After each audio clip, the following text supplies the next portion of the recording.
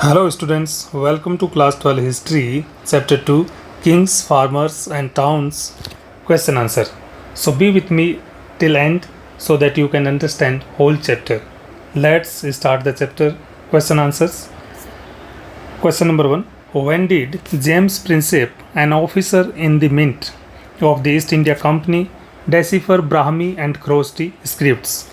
Options are 1921, 1924, 1944, 1838. So the correct answer will be option D, 1838. Question number 2. What is the meaning of the title Piyadasi referred to Emperor Ashoka? Piyadasi, a word in Prakrit language. Let's see the options. Very strong, very cruel, pleasant to behold, very ugly. तो इसका सही उत्तर होगा option 3, pleasant to behold, यानी जो देखने में सुंदर हो. Question number 3. Which one of the following most visible trends did not take place from the 6th century BCE? तो इंडियन हिस्ट्री में 6th सेंचुरी BCE से कुछ इंपॉर्टेंट चेंजेज शुरू होते हैं, तो उनमें से कौन सा नहीं है वो देखते हैं. The emergence of the early states, empires and kingdoms. Option 2. Agricultural production was organized and new towns appeared among almost throughout the subcontinent. The growing use of iron and development of coinage, all trends took place. तो बिल्कुल सही बात है, option 4 is correct. ये सारे जो trends है वो 6th सेंचुरी BCE से शुरू हो गए थे. इनको आपको नोट डाउन कर लेना है. Question number 3. From the first millennium BCE a new mode of disposal of dead emerged in which the dead were buried, यानी दफनाए गए, with rich range of iron tools and weapons and elaborate stone structures were made. What was the name of that mode of disposal of dead? यानी बड़े बड़े पत्थरों के नीचे, बड़े बड़े स्ट्रक्चर्स के नीचे लोगों को दफनाया गया, उसको क्या कहते हैं? ऑप्शंस देखते हैं. Megalith, neolith, mesolith and palaeolith. So correct answer will be option 1, megalith. Mega means big, lith means stone, यानी बड़े पत्थर. Question number 5. What is the palaeography? यानी जो टर्म पेलियोग्राफी है वो क्या है? ऑप्शंस देखते हैं. Writings engraved on hard surfaces such as stone, you can say rock और मेटल प्लेट्स. तो इन पर जो राइटिंग्स होते हैं क्या वो the study of inscriptions, the study of style of writing, burial under elaborate stone structures. तो इसका जो सही उत्तर होगा वो है option 3, the study of style of writing. Means palaeography is the study of style of writing, यानी किस मैनर में जो लेटर्स है वो लिखे जाते हैं. Question number 6. In which early texts 16 mahajanapadas were mentioned? Options देखते हैं. Early Buddhist texts, early Jaina texts. Only option 1 is correct, और both option 1 and 2 are correct. तो ऑप्शन 4 इज करेक्ट कि दोनों ही बात सही है, early Buddhist text and early Jaina text. Question number 7. Some mahajanapadas known as ganas और sanghas were oligarchies ruled by a number of men known as rajas. Which one of the mahajanapadas belonged to such ganas और संघाज? तो ये ओलिगार्की की जो डेफिनेशन है वो भी आ गई इसमें. तो देखते हैं ये ओलिगार्की कहाँ पर थी. Vajji, Avanti, Gandhara, Magadh. Correct option is option 1, Vajji.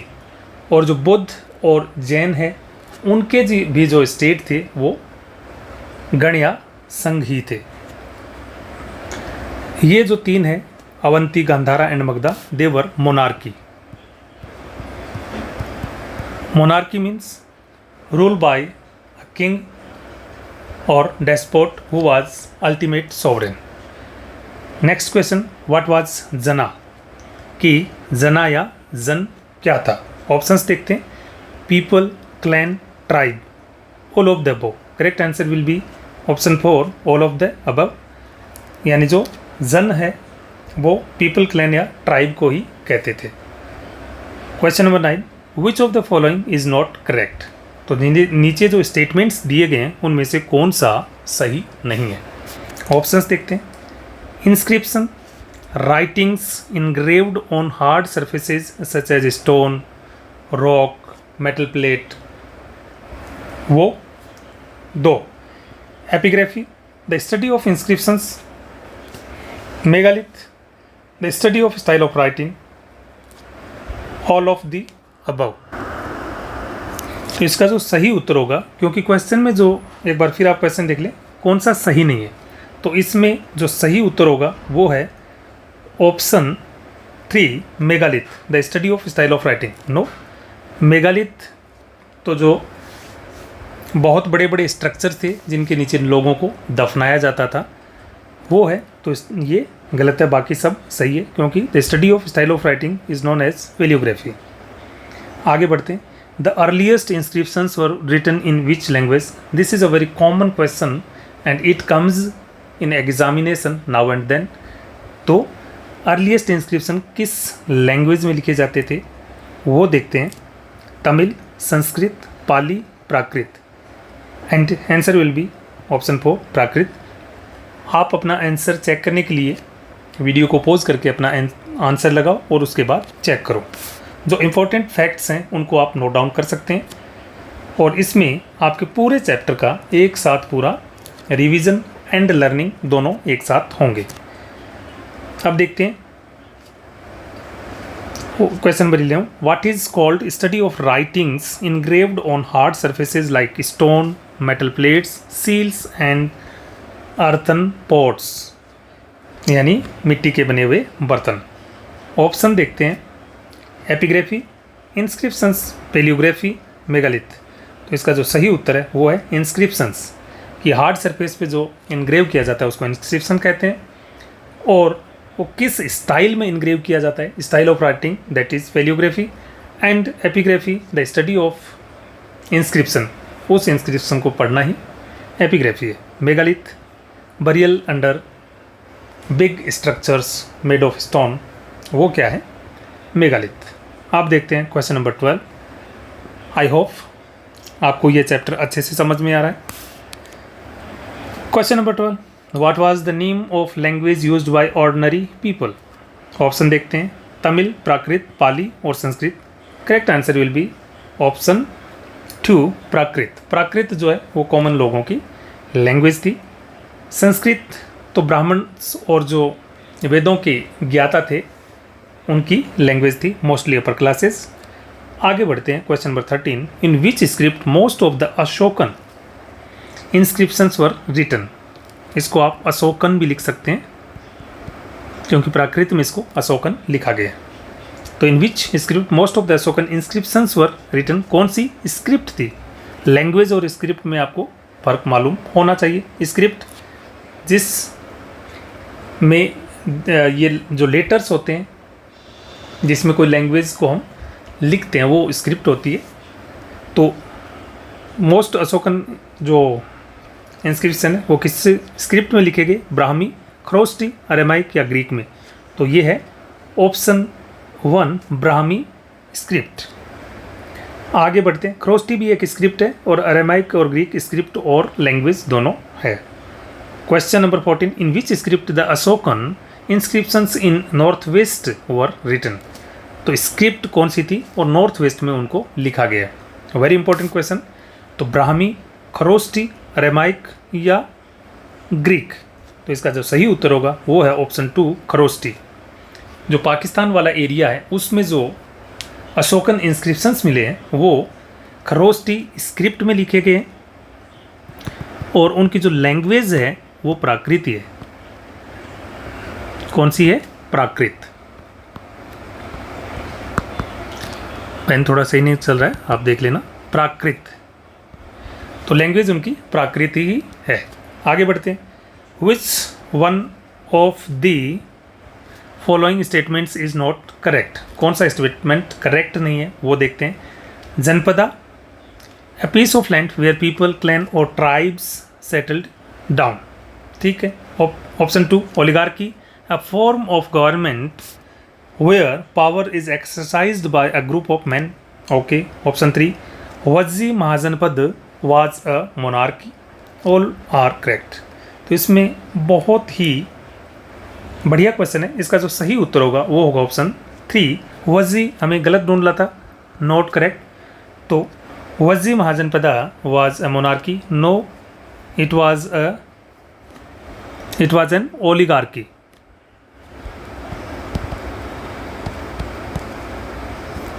ये ओलिगार्की थी, government by a group of people known as राजाज।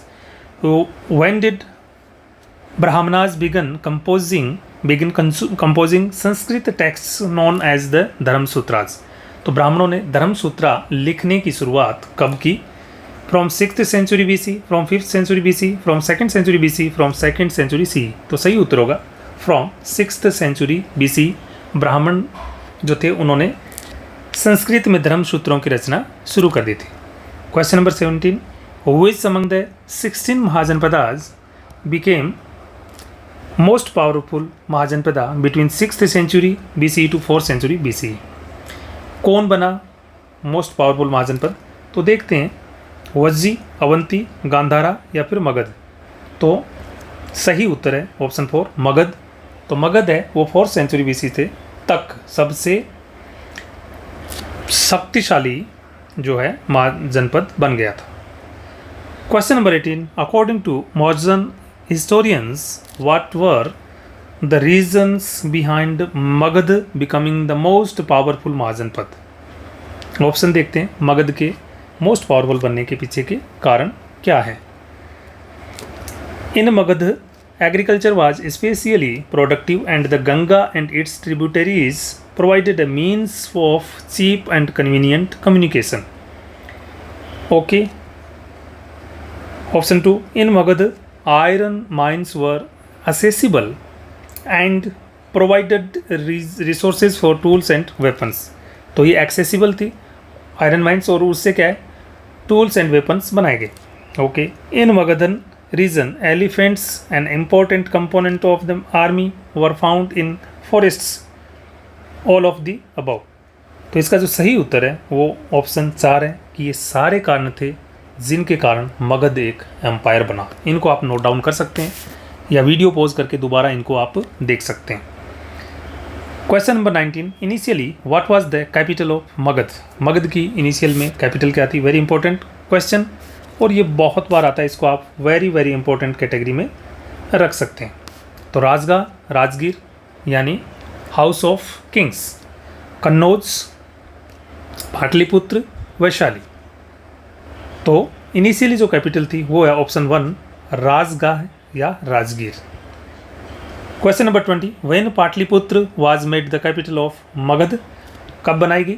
तो 6th century BC, 5th century BC, 4th century BC, 3rd century BC। सही उत्तर है option 3 4th century BC। 5th century BC में ये काम शुरू हो गया था और 4th सेंचुरी BC में वो कैपिटल बन चुकी थी। कौन?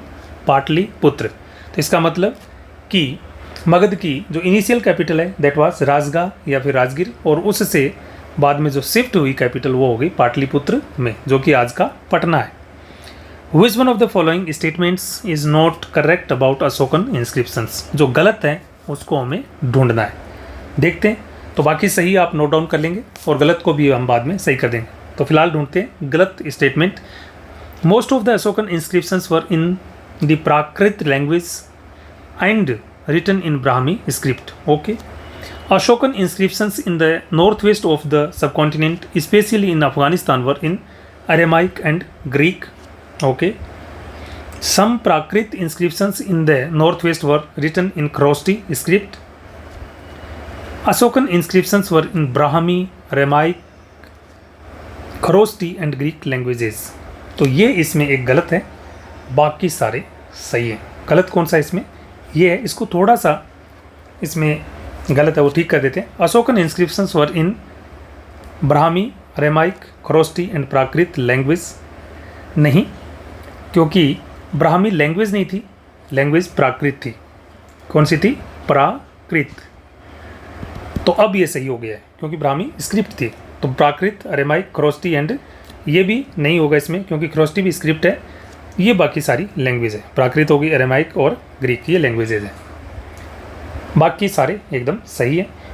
Who was the founder of the Mauryan empire? बहुत कॉमन क्वेश्चन है। चंद्रगुप्त मौर्य, बिंदुसार, अशोक, कनिष्क।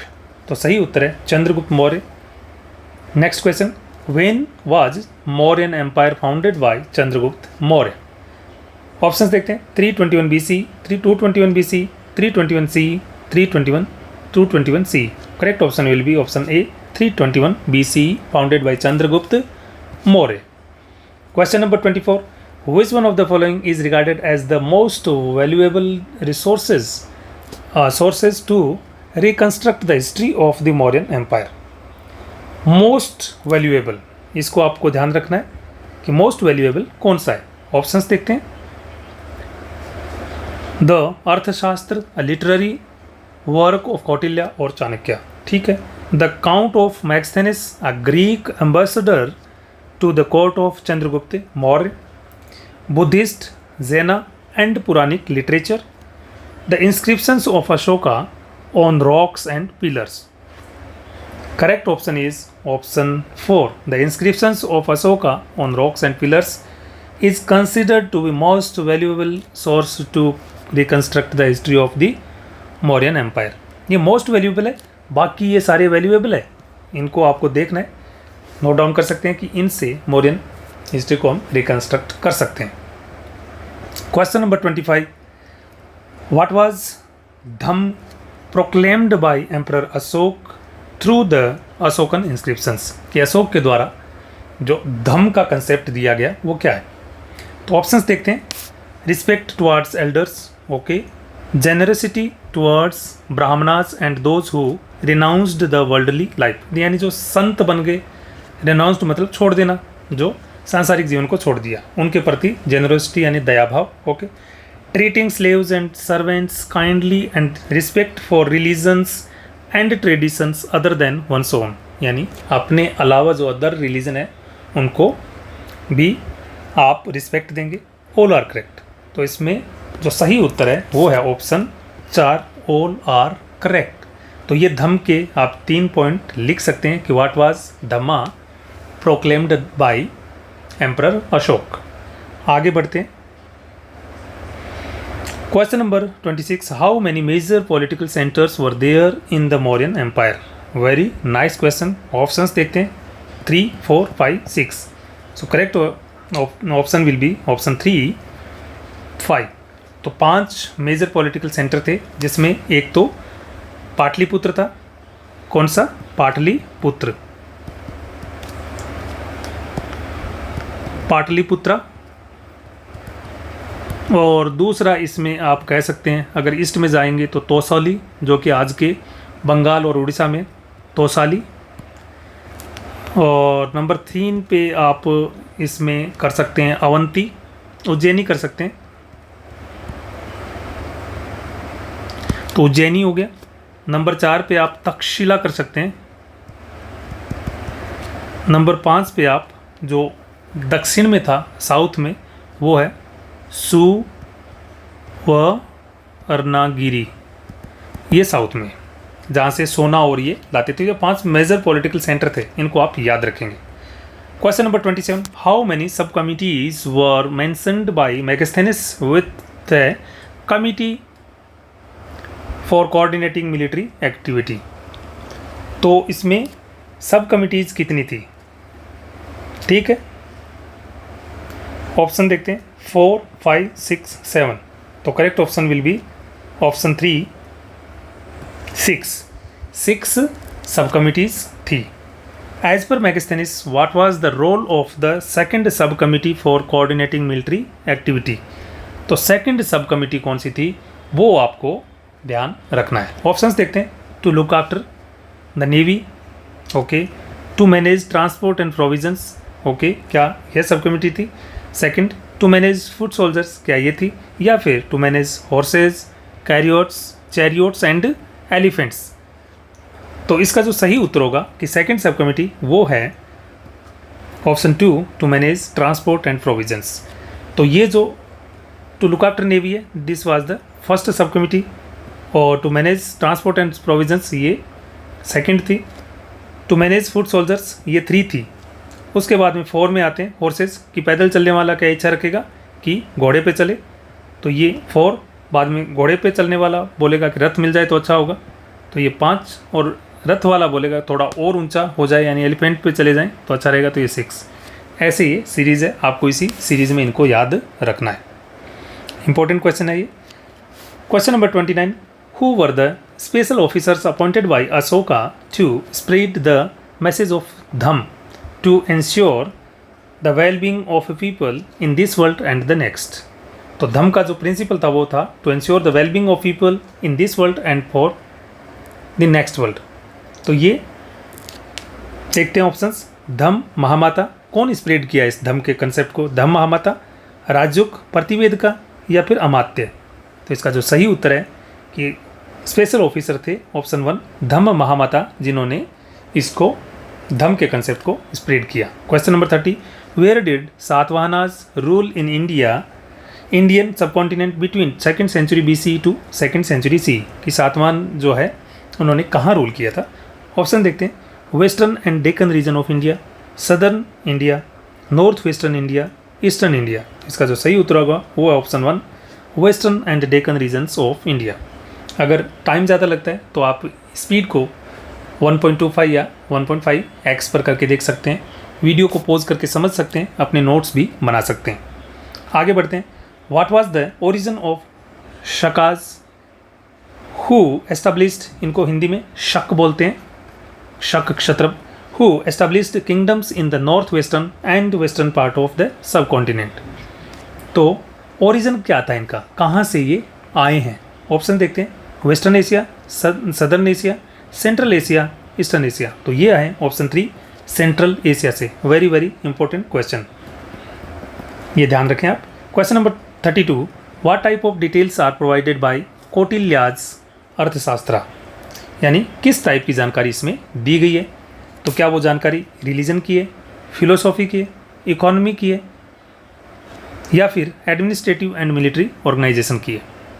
तो option 4 is the correct answer. इसमें जो जानकारी दी गई है कौटिल्य के अर्थशास्त्र में वो एडमिनिस्ट्रेटिव एंड मिलिट्री ऑर्गेनाइजेशंस के बारे में है, अर्थशास्त्र के बारे में यानी इकोनॉमिक्स के बारे में बिल्कुल नहीं है। आगे बढ़ते हैं। Question number 33, where from the colossal, इसका मतलब होता है गिगांटिक या huge, sculptures of Kushana rulers were found? कहाँ से बड़े बड़े कुषाण रूलर के मूर्तियाँ या स्कल्पचर मिले? ऑप्शन देखते हैं। Pataliputra, Mat near Mathura, Kannauj, Vaishali? And correct answer is option number 2, Mat near Mathura. ये भी VVI है। इसमें आपके ऑब्जेक्टिव प्लस डिस्क्रिप्टिव, क्योंकि ऑप्शंस हम ऐसे दिए हैं कि उनको आप याद करके इनके बड़े क्वेश्चंस के आंसर भी आसानी से दे सकते हैं, तो इनको आप ध्यान से सुने। चैप्टर रिवीजन और लर्निंग का इससे बढ़िया और कोई मोड हो नहीं सकता है। Rulers of which dynasty adopted the title of Devaputra son of god, possibly inspired by Chinese rulers who called themselves sons of heaven? Options देखते हैं कि टाइटल देवपुत्र किसने लिया। ऑप्शन देखते हैं। कुषाण, शक, मौर्य, गुप्त? And correct answer will be option 1, Kushan. Kushan लोगों ने देवपुत्र टाइटल अडॉप्ट किया यानी सन ऑफ गॉड, और ये इंस्पायर थे चाइनीज टाइटल जो कि सन्स ऑफ हेवन यानी स्वर्ग के पुत्र अपने आप को मानते थे। अगला क्वेश्चन, हु कंपोज्ड प्रयाग प्रशस्ति Allahabad pillar in Sanskrit in the praise of समुद्र गुप्त? ऑप्शंस देखते हैं। हरिसेन, रुद्रदामन, बाणभट्ट, शूद्रक? तो इसके जो सही उत्तर है वो है ऑप्शन 1, हरिसेन। शूद्रक ने तो मृच्छ कटिकम की रचना की है और बाणभट्ट ने हर्ष चरित्र। आगे बढ़ते हैं। Question number 36, which of the following statements is not correct about gods and their functions stated in Prayag प्रशस्ति? तो प्रयाग प्रशस्ति में जो हरिसेन ये ने है समुद्रगुप्त की तुलना कुछ देवताओं से की है, तो उनके जो काम है वो देखते हैं कि देवता और उसका काम सही कौन से में नहीं है।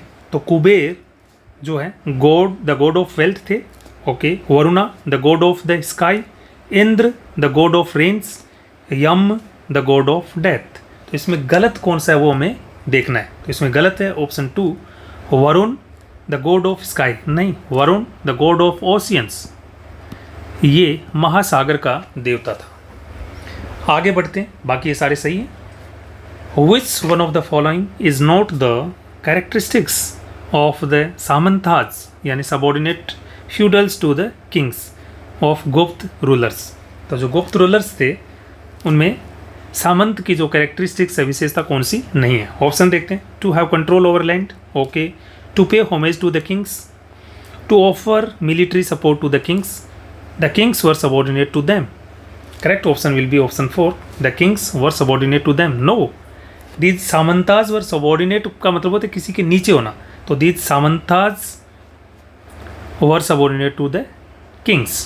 तो ये गलत हो गया, बाकी ये सारे सही है कि सामंतों के क्या क्या कार्य थे, कि उनके पास ज़मीन के मालिक थे, ये राजाओं को होमेज देते थे यानी उनको गिफ्ट्स देते थे, उनको उनके सत्कार में झुकते थे, और to offer military support to the kings, और ज़रूरत पड़ने पर राजाओं को सैनिक सहायता देते थे। Question number 38, which statement is not correct about Prayag प्रशस्ति और इलाहाबाद पिलर, जो इंस्क्रिप्शन है उसके बारे में सही नहीं है वो ढूंढना है। तो प्रयाग प्रशस्ति के ऊपर इनको आप नोट कर लें, इनको अच्छे से पढ़ लें। It was composed by Harisen the court poet of Samudragupta, okay. It was composed in the praise of Chandragupta Vikramaditya, okay. Its another name is Allahabad pillar inscription, okay. It was composed in Sanskrit language. तो इसमें हमें सही कौन सा नहीं है वो देखना है। तो इसमें सही नहीं है option 2, because it was composed in the praise of Samudragupta, not Chandragupta Vikramaditya. बाकी ये बिल्कुल सही है, और ये करेक्ट होने के बाद ये 4 पॉइंट्स आप प्रयाग प्रशस्ति के बारे में लिख सकते हैं। Question number 39, when did Rudradaman get the Sudarshan lake repaired using his own resources. कब इसने सुदर्शन लेक को रिपेयर करवाया? 2nd century BC, 1st century BC, 1st century C, 2nd century C, and correct answer will be option 4, 2nd century CE में रुद्रदामन ने repair करवाया Sudarshan lake को, और खुद का पैसा लगा के, ठीक है। Name the language in which jatakas were written in middle of 1st millennium CE, यानी लगभग 500 या 600 BC में ये लिखी गई। तो किस लैंग्वेज में लिखी गई वो हमें देखना है, ओके। ऑप्शन देखते हैं। संस्कृत, प्राकृत, पाली या फिर तमिल। तो इसका जो सही उत्तर है वो ऑप्शन C, पाली, बिकॉज जातकाज जो है ये जो बुद्ध का जो पहले के जन्म है उनकी कहानियाँ हैं छोटी छोटी, तो ये पाली लैंग्वेज, क्योंकि जो बुद्धिस्ट हैं उनकी जो लैंग्वेज है, जो उनके ग्रंथों की पाली, और जैनिज्म के जो है उनके जैनिज्म के लिए जो उनके ग्रंथ लिखे गए हैं वो लिखे गए प्राकृत में, प्राकृत लैंग्वेज में। आगे बढ़ते हैं। Which of the following is not the characteristics of the Girnar inscription of Rudradaman. तो कौन सी विशेषता नहीं है गिरनार इंस्क्रिप्शन की, देखते हैं। Options. 2nd century CE inscription, okay. 1st inscription in India to be composed in Sanskrit, okay. Shaka Kshatrapa Rudradaman got the Sudarshan lake repaired using his own resources without imposing any taxes on his subjects, all are correct. तो इसके जो सारे option है बिल्कुल ठीक है, इनको आप नोट डाउन कर लें। तो ये सारे ऑप्शन इसके सही है, option 4 is correct, all are correct. आगे बढ़ते हैं। Question number 42, when was iron tipped ploughshare used in the alluvial valleys such as the Ganga and the Kaveri. तो जो हल थे उनके आगे आयरन की टिप लगी होती थी, वो कब से शुरू हो गए गंगा और कावेरी वैली में? ऑप्शन देखते हैं। 6th century BC, 6th century C, 2nd century C, 20th century CE। तो सही इसका जो उत्तर है वो है ऑप्शन 1, 6th सेंचुरी BC। इससे जो एग्रीकल्चरल प्रोडक्शन है वो बढ़ गया, क्योंकि ज़्यादा अच्छे से खेतों की जुताई होने लगी। Question number 43, when was iron tipped ploughshare used in the semi arid areas such as parts of Punjab and Rajasthan. यहाँ पर कब शुरू हुए ऐसे हल आयरन टिप्ड वाले? 6th century BC, 6th century C, 2nd century C या फिर 20th century C? Correct option है option D 20th century C, यानी अभी 1900 प्लस के बाद में ये शुरू हुए, क्योंकि ये एरिड रीजन था, यहाँ पर खेती कम होती थी। Question number 44, what for the term gahapati was used in the Buddhist Pali text. तो बुद्धिस्ट पाली टेक्स्ट है, उसमें गहपति टर्म किसके लिए यूज होता है? ऑप्शन देखते हैं, सामंता फ्यूडल, किंग, स्लेव या फिर small pageants and large land holders. तो इसका ऑप्शन 4 बिल्कुल सही है कि स्मॉल पेजेंट्स यानी छोटे किसान और लार्ज लैंड होल्डर्स के लिए ये काम में लिए जाते थे। Question number 45, which one of the following statements is not correct. कि कुछ स्टेटमेंट्स नीचे दिए गए, उसमें जो सही नहीं है उसको हमें ढूंढना है। विलार जो थे वो लार्ज लैंड होल्डर्स थे, उज्जावर थे वो फ्लोमैन थे, अडिमाई जो थे वो स्लेव थे, या सेटी जो थे वो फार्मर थे। तो इसमें नॉट करेक्ट में हम देखेंगे कि ऑप्शन 4 इज़ नॉट करेक्ट, क्योंकि सेठी जो थे वो फार्मर नहीं, वो थे मर्चेंट्स। क्या थे? मर्चेंट्स थे। Question number 46, which one of the following statements is not correct about Manusmriti. कौन सा सही नहीं है मनुस्मृति के बारे में, वो हमें ढूंढना है। It was compiled between 2nd century BC and 2nd century C। Okay. Option 2, it is one of the best non legal text of early India. It is the oldest smriti. It was written in Prakrit. तो इसमें कौन सा सही नहीं है वो देखते हैं। तो ऑप्शन 4 सही नहीं है। आप अपना उत्तर वीडियो को पॉज करके लगा सकते हैं। तो क्योंकि it was written in Prakrit, no it was not written in Prakrit, it was written in Sanskrit. क्योंकि जो धर्मशास्त्र सूत्र के जितने भी ग्रंथ वो सारे संस्कृत में लिखे गए हिंदू धर्म के। तो इसमें आ गया it was written in Sanskrit. ये सही करके आप इनके 4 मनुस्मृति के बारे में बिल्कुल सही ऑप्शन है, इनको आप नोट डाउन कर सकते हैं। Question number 47, which one of the following names was not used for the successful merchants. इनमें से कौन सा नाम जो है सक्सेसफुल मर्चेंट के लिए काम में नहीं लिया गया। ऑप्शंस देख लेते हैं। सेठिज जिसको बोलते हैं, सातवाज, मसातुवन या फिर वेलार। तो इसमें जो सही उत्तर है वो है ऑप्शन 4 वेलार। ये तो पेजेंट्स के लिए काम में लेते थे, यानी किसानों के लिए, तो वेलार नहीं थे। बाकी देखो इसमें सेठिज और सातवाज ये प्राकृत लैंग्वेज में मर्चेंट्स को कहते थे। कौन सी लैंग्वेज? प्राकृत। और जो मसूतावन है इन्हीं मर्चेंट्स को जो तमिल में जो है वो बोलते थे, तमिल लैंग्वेज में मसातुवन। तो इसमें ऑप्शन 4 सही हो गया। अब question number 48, who wrote the Harshacharita the biography of Harshvardhan the ruler of Kannauj. तो हर्षचरित किसने लिखी? कौटिल्य चाणक्य, बाणभट्ट, मेगस्थनीज, हरिसेन। तो इसका जो सही उत्तर है वो है बाणभट्ट। इन्होंने 7th सेंचुरी, क्योंकि हर्ष का जो शासन का काल है वर्ष है वो 606 AD से लेकर के 647 AD तक है। इसी दौरान इसका कंटेम्प्रेरी है, तो ये 7th सेंचुरी होगी। तो इसमें इसने लिखी थी। कौटिल्य चाणक्य इसने अर्थशास्त्र लिखी, Megasthenes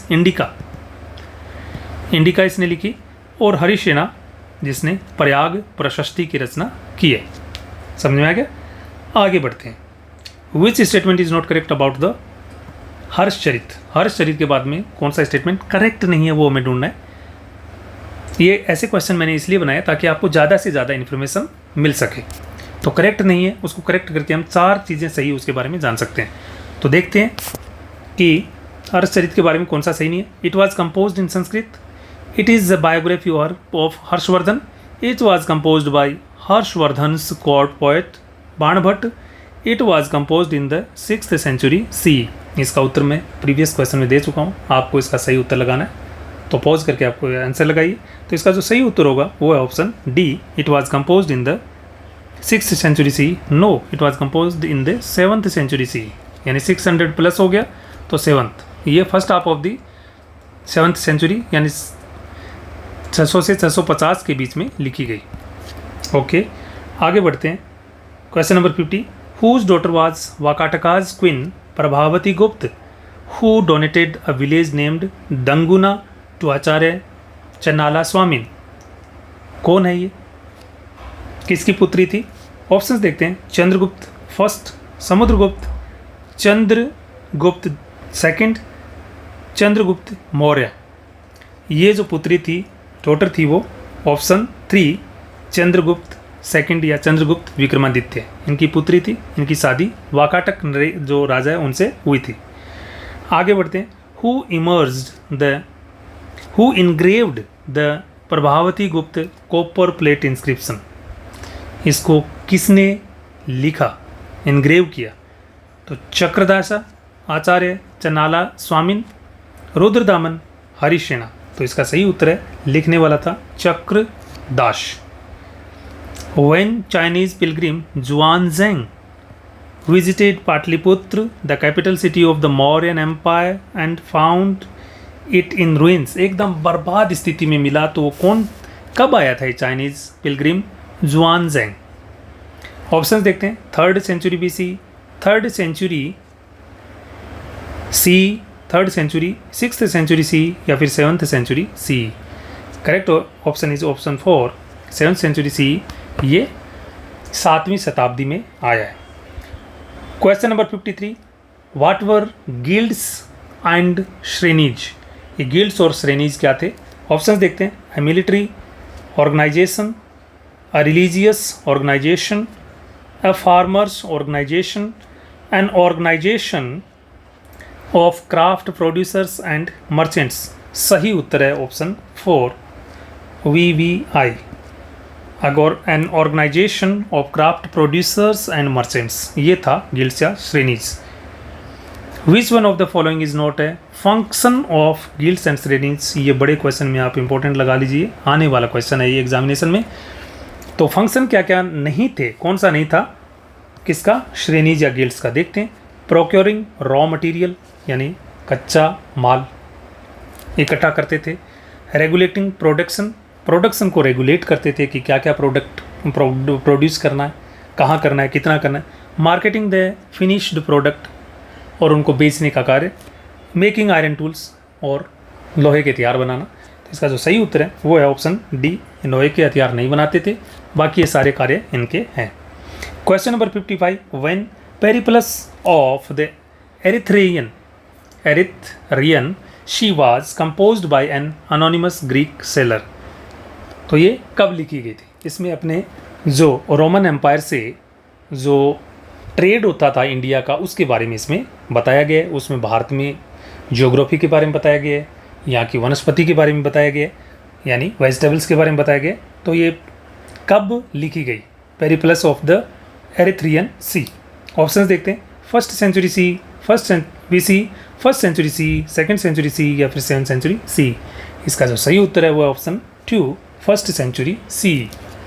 question number 56, what was called agrahara. Agrahara क्या कहलाता था, कौन था अग्रहार? ऑप्शन देखते हैं। ए piece of land or a village donated to farmers, a piece of land or a village donated to Brahmanas, a piece of land or a village donated to samantas feudals, a piece of land or a village donated to dancers. सही उत्तर है option 2 a piece of land or a village donated to Brahmanas, यानी ब्राह्मणों को जो दान में गांव दे दिया जाता था, कोई पीस ऑफ लैंड दे दिया जाता था, उसको अग्रहार बोलते थे। Question number 57, where the capital of Magadha was transferred from Rajagaha या राजगिर इन 5th सेंचुरी BC। इसको आप 4th सेंचुरी BC कर लें कि कहाँ की गई इसको शिफ्ट। कन्नौज में की गई, वैशाली, पाटलिपुत्र या फिर तक्षशिला। तो इसका जो सही उत्तर होगा वो है ऑप्शन 3 पाटलिपुत्र में ट्रांसफ़र की गई 4th सेंचुरी BC में। What was a guild. Guild क्या थी? An military organization, a feudal organization, a sculpture organization, a merchant organization. तो इसका सही उत्तर है अ मर्चेंट ऑर्गेनाइजेशन। कौन? Guild. Question number 59, the punch marked coins were made of what. Copper, silver, gold, both option 1 and 2, यानी copper and silver. तो सही उत्तर option D, both option 1 and 2 यानी कॉपर और सिल्वर के बने होते थे। Punch marked coins, very very important. Question number 60, which one of the following statements is not correct about punch marked coins. Punch marked coins के बारे में कौन सा स्टेटमेंट सही नहीं है? ऑप्शन देखते हैं। These coins were issued by Kings, merchants, bankers and town people. Okay. Pictures were engraved on them. Okay. और ये नॉर्मली किंग की होती थी या क्वीन की। These were made of silver and copper. Text were written on these coins. तो इसका जो सही उत्तर होगा, क्योंकि स्टेटमेंट गलत है वो ढूंढना है, तो ऑप्शन 4 गलत है, क्योंकि टेक्स्ट वर रिटन, इनके ऊपर कोई टेक्स्ट नहीं होते थे, इस पे केवल चित्र होते थे, केवल पिक्चर होती थी, वो भी किंग्स की। ठीक है, ज़्यादातर। तो इसका सही उत्तर हो गया। इसको अगर सही कर लेते हैं कि text were not written on these coins, तो ये चारों के चारों स्टेटमेंट बिल्कुल सही होते हैं पंच मार्क्ड कॉइन्स के। और ये महाजनपद काल में शुरू हो गए थे। मौर्यन एम्पायर के टाइम में भी यही पंच मार्क्ड कॉइन चलते थे। Question number 61, who issued coins bearing the names and images of rulers. First, सबसे पहले राजा का नाम और उसकी पिक्चर दोनों एक साथ कॉइन पर कौन लेके आया? शक, कुषाण, मौर्य या Indo Greek? Option 4 is the correct answer, Indo Greek. इन्होंने राजा की पिक्चर और नाम, तो ऊपर पिक्चर होती थी और नीचे उसका नाम होता था या दूसरी तरफ नाम होता था, ये पहली बार कौन लेके आए? Indo Greek. अगला question, who issued the most spectacular gold coins. Options देखते हैं। शक, कुषाण, गुप्त या फिर इंडो ग्रीक। इसका जो सही उत्तर है वो ऑप्शन 3, गुप्त। ये इंपॉर्टेंट क्वेश्चन है। When did accession of Kanishka to the throne took place. तो कनिष्क जो राजा कब बना देखते हैं। 78 सी, 321 BC, 185 BC, 375 CE। तो सही उत्तर ऑप्शन ए 78 CE में कनिष्क क्या है? एक्सेशन होती है थ्रोन पे, यानी राजा बनते हैं। Where from the coins of tribal republics like the Yodhayas were unearthed। कहाँ से ये मिले हैं, यानी ज़मीन में बाहर निकले अपने आप ये? पंजाब और हरियाणा, महाराष्ट्र और गुजरात, उत्तर प्रदेश और बिहार, वेस्ट बंगाल और ओडिशा। सही उत्तर ऑप्शन 1, पंजाब और हरियाणा। और बड़ी मात्रा में मिले और कॉपर के बने हुए थे। किसके? कॉपर के। Question number 65, What was the initial script used for most of the modern Indian languages। Initial script कौन थी most of the modern Indian languages के लिए? तो ये है Devanagari script, Gurmukhi script, Kharosthi script या फिर ब्राह्मी स्क्रिप्ट। तो सही उत्तर ऑप्शन डी, ब्राह्मी स्क्रिप्ट। इन्हीं से अपनी जो देवनागरी और गुरुमुखी जो भी इंडियन स्क्रिप्ट है वो इन्हीं से निकली है। सभी लिपियों की जननी है, इंडियन लिपियों की जननी है ये, mother of the Indian scripts। Question number 66, what was the meaning of the title Piyadasi of the Emperor Ashoka। तो पियदसी का मीनिंग क्या था? Pleasant to behold, beloved of the gods, very cruel, very generous। तो सही उत्तर है pleasant to behold। और beloved of the gods जो हो गया देव नाम पिय। Question number 67, who were authorized to communicate the problems of the public to Emperor Ashoka anytime। Ashok को कौन कम्युनिकेट कर सकता था लोगों की समस्याओं के बारे में कभी भी? Military in-charge, foreign minister, purohita या फिर प्रतिवेदक, जिसको कि रिपोर्टर बोलते थे। Option 4 is the correct answer. In which regnal year did Ashoka conquer Kalinga. Kalinga को कब जीता अशोक ने? अपने शासन के कौन से वर्ष में जीता? 8th, 10th, 12th या 15th? तो ऑप्शन 1 इज करेक्ट, 8th में। और ये 263 BCE में इसने कलिंग को कॉन्कर किया था। Question number 69, which one of the following statement is not correct. जो सही नहीं है उसको देखना है। 1784 CE Asiatic Society of Bengal was founded. इसमें जो पुराने इंडियन जो ओरिएंटल जो ग्रंथ है उनका अध्ययन किया जाता था, जो संस्कृत में लिखे थे।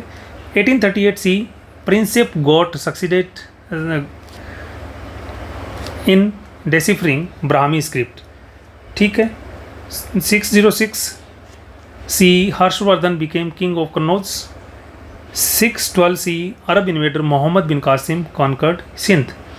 तो गलत ढूंढना था इसमें। ऑप्शन जो 4 है वो गलत है, 612 नहीं है, 712 है। जब अरब इन्वेटर मोहम्मद बिन कासिम ने सिंध को जीत लिया था। बाकी सारे ये बिल्कुल ठीक है, इनको आप नोट डाउन कर सकते हैं।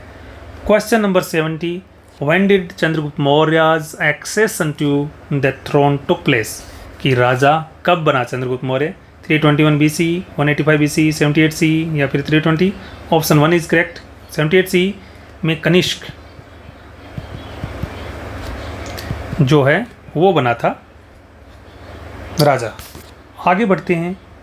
What is numismatics. न्यूमिस्मेटिक्स क्या है? Study of coins, study of inscriptions, study of Ayurveda, study of culture. Option 1 is correct. Study of coins is called numismatics. Question number 72, what is Gandatinadu. तो गंडाटिंडु जो है ये प्राकृत वर्ड है, ये क्या था?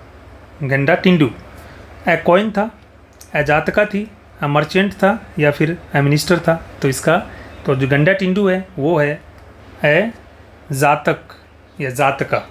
तो इसमें बताया गया है कि राजा कितने प्लाइट ऑफ द सिटीजन दिखाया गया है कि लोगों के सब्जेक्ट का जो कितना दुर्भाग्य था कि उनके साथ दिन में रोबरी होती थी, रात में रोबरी होती थी उनके यहाँ, और दिन में उनसे बहुत ज़्यादा टैक्स कलेक्ट किया जाता था। ऐसी बात एक राजा डिस्गाइज में जाकर पब्लिक के बीच में पता करता है। तो वो कहानी जो है गंडाटिंडु वो एक जातक है, और जातक जो है वो सारे के सारे पाली लैंग्वेज में लिखे गए हैं। किसमें? पाली में। आई होप ये सेशन आपको बहुत अच्छा लगा होगा। इससे बढ़िया रिवीजन का कोई और तरीका नहीं हो सकता है। अगर यह वीडियो आपको अच्छा लगा हो तो इसको अपने फ्रेंड्स के साथ शेयर ज़रूर करें ताकि वो भी अच्छे से पढ़ सकें। Thanks a lot for watching and listening.